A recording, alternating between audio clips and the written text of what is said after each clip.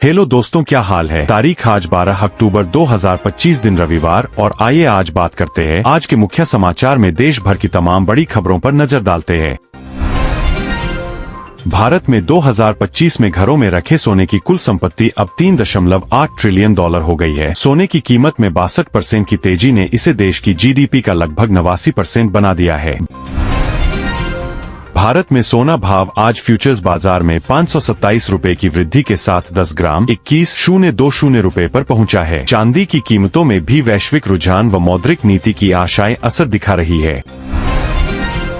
ताजा विश्लेषण बताता है कि सोने की तेजी के बाद मुनाफा वसूली आरंभ हो सकती है। विशेषज्ञों का सेल ऑन राइज, ऊपर जाने पर बेचो रणनीति सुझाते हैं, जिससे कीमतें 1,19,100 रुपए तक गिर सकती है। त्रिची पुलिस ने चेन्नई से चल रही सोने की ढुलाई डकैती मामले में 12 आरोपियों को गिरफ्तार किया है। करीब 10 किलोग्राम सोना व 3.4 किलोग्राम सोने की छड़ें बरामद हुई है। उत्तर प्रदेश सरकार ने मिशन शक्ति 5.0 के अंतर्गत बाल विवाह रोकने हेतु राज्यव्यापी जागरूकता अभियान शुरू किया। इस अभियान में बेटियों को शिक्षा व आत्मनिर्भरता संदेश दिया गया है। लखनऊ नगर निगम के कर्मचारियों ने 12 सूत्रीय मांगों पर हड़ताल कर कार्यालयों पर ताला लगाया। उन्होंने बिजली भी बंद की और चेतावनी दी कि यदि 9 नवंबर तक नहीं माना गया तो बड़ा आंदोलन होगा। केरल के मुख्यमंत्री ने कहा कि सवारीमाला मंदिर के सोने की चढ़ाई विवाद में साजिश है। उन्होंने विशेष जांच की मांग की तथा आरोपियों के खिलाफ कठोर कार्रवाई का आश्वासन दिया। केंद्रीय वित्त मंत्री निर्मला सीतारमण ने अयोध्या में रामलला की आरती की और राम मंदिर निर्माण कार्यों का जायजा लिया। उन्होंने मंदिर परिसर में अन्य पूजा स्थलों का दौरा भी किया। सिख धर्म गुरु की 350वीं पुण्यतिथि के उपलक्ष्य में आयोजित नगर कीर्तन कार्यक्रम मुंबई से 12 अक्टूबर को आरंभ होगा। यह आयोजन कई गृह नगरों से होकर गुजरेगा। केंद्रीय वित्त मंत्री निर्मला सीतारमण 12 अक्टूबर को तमिलनाडु में भाजपा के चुनाव अभियान का शुभारंभ करेंगी। यह कार्यक्रम मदुरै से शुरू होगा और विभिन्न जिलों में आयोजित होगा। आने वाले सप्ताह में मेष राशि वालों का स्वास्थ्य व व्यापार अच्छा रहेगा, जबकि वृषभ राशि वालों को ऊर्जा की कमी हो सकती है। निवेश में सोच समझकर कदम बढ़ाने की सलाह है।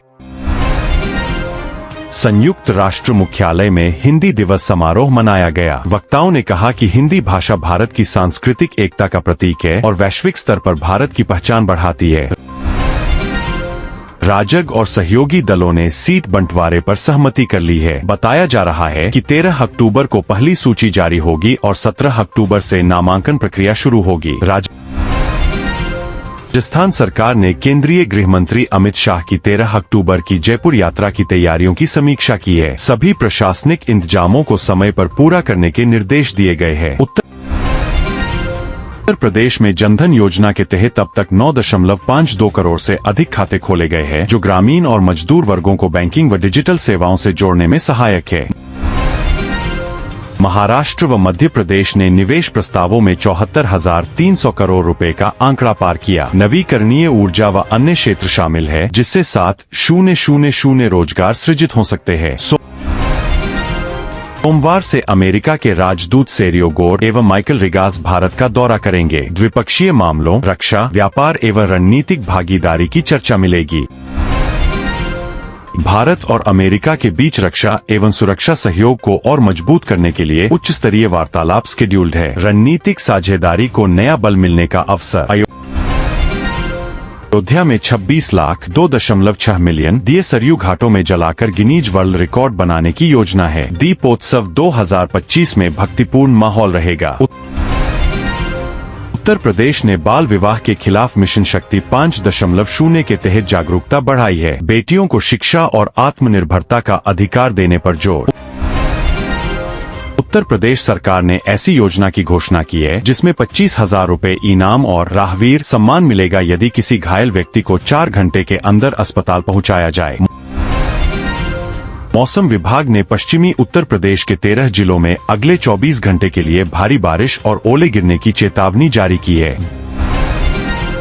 दिल्ली में 78 विशेष क्षमता वाले कलाकारों की कलाकृतियों की बियॉन्ड लिमिट्स प्रदर्शनी आज से शुरू हुई। यह 3 दिन चलेगी। 13 से 19 अक्टूबर के लिए राशिफल में कहा गया है कि बुधादित्य राजयोग बनने से वृषभ, कर्क व अन्य 5 राशियों को धन संपत्ति व सफलता मिल सकती है। 13 अक्टूबर को international day for disaster risk reduction मनाया जाएगा। यह दिन आपदाओं से निपटने व लोगों की सुरक्षा पर ध्यान केंद्रित करता है। भारत ने अफगानिस्तान के तालिबान शासित सरकार के साथ संबंधों को मजबूत करते हुए काबुल स्थित तकनीकी मिशन को पूर्ण दूतावास में बदलने का फैसला किया है। विदेश मंत्री जयशंकर ने यह निर्णय अफगान विदेश मंत्री साथ न्यू दिल्ली मुलाकात के बाद लिया। भारत ने IUCN वर्ल्ड कॉन्जर्वेशन कांग्रेस में national red list road map launch की है, जिससे देश की वनस्पति जीवों की सुरक्षा स्थिति का व्यापक ढंग से आकलन होगा। पर्यावरण मंत्री ने खतरे व संरक्षण को प्राथमिकता देने की बात कही। अक्टूबर के 9 से 10 को IIM इंदौर ने स्पोर्ट बिजनेस कॉन्फ्रेंस 2.0 का आयोजन किया, जिसमें खेल और व्यापार के बीच तालमेल, नवाचार एवं नीति निर्माताओं की सहभागिता प्रमुख रही। प्रोफेसर हिमांशु राय ने युवा भागीदारी पर विशेष जोर दिया। अयोध्या में दीपोत्सव 2025 को भव्य बनाने की तैयारी है। सरयू घाटों पर 26 लाख दियों की रोशनी से गिनीज वर्ल्ड रिकॉर्ड बनाने का लक्ष्य है। यह आयोजन धार्मिक व सांस्कृतिक महत्व रखता है। महाराष्ट्र के उप मुख्यमंत्री अजित पवार ने पुणे में कहा कि उनकी पार्टी राज्य को धर्मनिरपेक्ष बनाए रखेगी। उन्होंने शिवाजी, शाहू, अंबेडकर की विरासत का हवाला देते हुए सामाजिक समरसता पर जोर दिया। कोलियर्स इंडिया की रिपोर्ट के अनुसार तिरुवनंतपुरम दक्षिण भारत में ग्लोबल कैपेबिलिटी सेंटर, प्रौद्योगिकी और अनुसंधान के लिए नया केंद्र बनता जा रहा है। भौतिक बुनियादी ढांचा और लागत लाभ इसके प्रमुख कारण हैं। पंजाब के मुख्यमंत्री भगवंत मान ने CJI पर जूते फेंके जाने की घटना की तीखी आलोचना की है। उन्होंने इसे न्यायपालिका तथा सामाजिक सद्भाव के लिए खतरनाक बताया।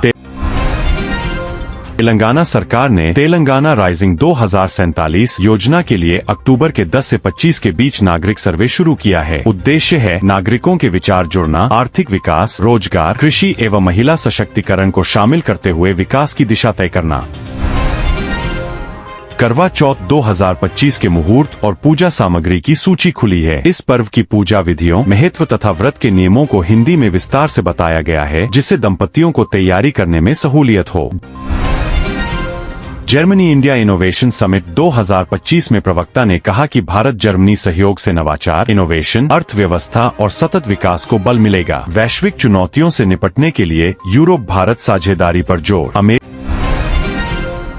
के राजदूत पद हेतु नामित सेरियो गोर जल्द ही दिल्ली आएंगे। उनका दौरा व्यापार सौदे, द्विपक्षीय बैठकें एवं आगामी नेताओं की बैठक के एजेंडों को तैयार करने हेतु है। रिजर्व बैंक के आंकड़ों के अनुसार 3 अक्टूबर को समाप्त सप्ताह में भारत के विदेशी मुद्रा भंडार $699.96 अरब पर आ गया है। इसमें मुद्रा, स्वर्ण एवं अन्य बाह्य निवेश शामिल है।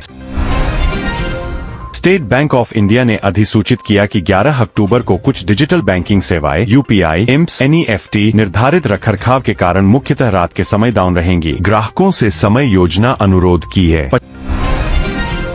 25 अक्टूबर को जयपुर पोलो ग्राउंड, दिल्ली में कोग्निवेरा इंटरनेशनल पोलो कप आयोजित होगा, भारत वर्सेस अर्जेंटीना मैच के साथ। यह भारत में पोलो की वापसी का प्रतीक माना जा रहा है। विश्व बैंक के अद्यतन दक्षिण एशिया विकास रिपोर्ट के अनुसार FY26 में भारत की आर्थिक वृद्धि दर 6.5% रहने की संभावना है, जबकि अगले वर्ष के लिए अनुमान घटाकर 6.3% किया गया है, अमेरिकी टैरिफ असर के कारण। भारत और UK ने 9 अक्टूबर को ग्लोबल फिनटेक फेस्ट में हिस्सा लिया और एक संयुक्त बयान जारी किया। दोनों देश CETA को शीघ्र निष्पादित करने, निवेश व व्यापार विस्तार और शिक्षातकनीक सहयोग बढ़ाने पर सहमत हुए। ब्रिटेन के प्रधानमंत्री की पहली भारत यात्रा में मोदी और स्टारमर ने निवेश, AI, शिक्षा, फिल्म और तकनीक सहयोग बढ़ाने की घोषणाएं की। साथ ही CETA व विजन 2035 की दिशा पर बल दिया गया। भारत ने काबुल में अपनी तकनीकी मिशन को पूर्ण दूतावास में अपग्रेड करने का निर्णय लिया है, जिससे तालिबान शासित अफगानिस्तान के साथ राजनयिक संबंध मजबूत होंगे। तेलंगाना का हाइटिको समूह मानव तेंदुआ संघर्ष को कम करने के प्रयासों के लिए राष्ट्रीय स्तर पर सम्मानित किया गया। यह मॉडल सामुदायिक भागीदारी व जागरूकता आधारित है। मौसम विभाग ने अक्टूबर में सामान्य से अधिक बारिश का अनुमान लगाया है। इस वर्ष वर्षा 115% से अधिक रहने की संभावना है, जिससे बाढ़ नियंत्रण और कृषि प्रभावित हो सकती है। रिजर्व बैंक के आंकड़ों के अनुसार 3 अक्टूबर को समाप्त सप्ताह में भारत के विदेशी मुद्रा भंडार $699.96 अरब पर आ गई है, जो पिछले स्तर की तुलना में कम है। पावर ग्रिड कॉर्प के शेयरों में 10 अक्टूबर को 1.05% की बढ़त आई और इसने सेंसेक्स की सामान्य बढ़त को पार कर प्रदर्शन किया। Legendary rock band the smashing pumpkins अपनी रॉक इन्वेजन 2025 एशिया दौरे के हिस्से के रूप में पहला प्रदर्शन भारत में 11 और 12 अक्टूबर को बेंगलुरु और मुंबई में देंगे।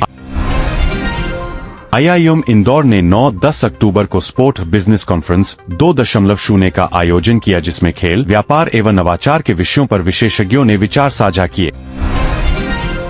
अयोध्या में दीपोत्सव 2025 को विशेष रूप से मनाने के लिए 26 लाख दीप सरयू घाटों पर जलाने का लक्ष्य रखा गया है, जिससे गिनीज वर्ल्ड रिकॉर्ड बन सके।